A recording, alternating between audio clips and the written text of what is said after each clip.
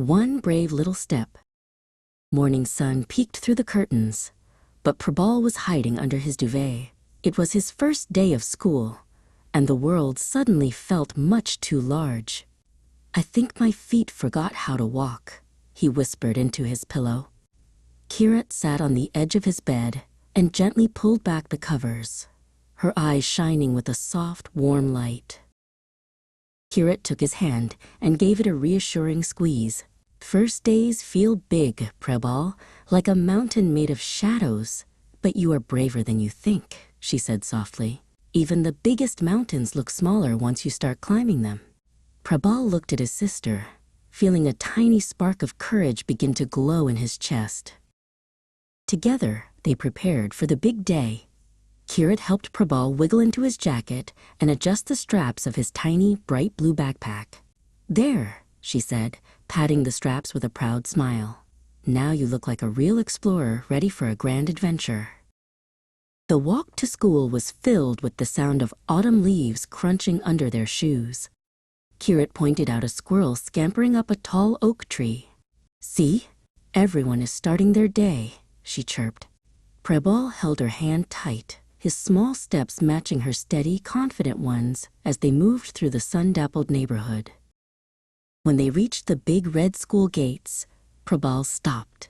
The playground was a whirlwind of children running, laughing, and shouting. He looked up at the tall school building and then back at Kirat, his eyes filling with doubt once more. The gate felt like the edge of a whole new world. Kirat knelt down so she was at eye level with him.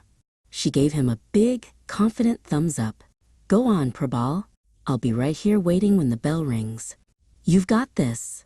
Prabal took a deep breath, puffed out his chest, and took his first brave step across the threshold into the schoolyard.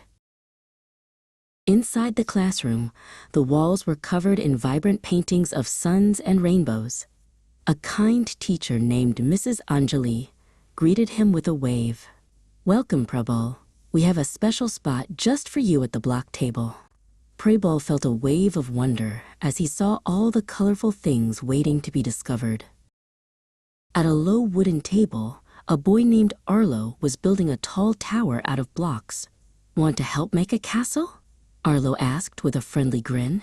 Prabal hesitated for a second, then picked up a bright yellow block. Together, they worked until the tower was taller than both of them.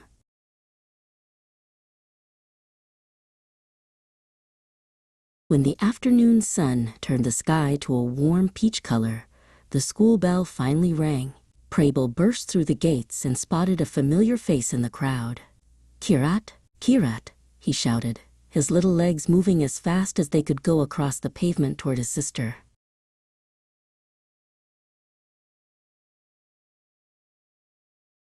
He crashed into her for a giant, happy hug. "I made a friend, and we built a castle," he cheered.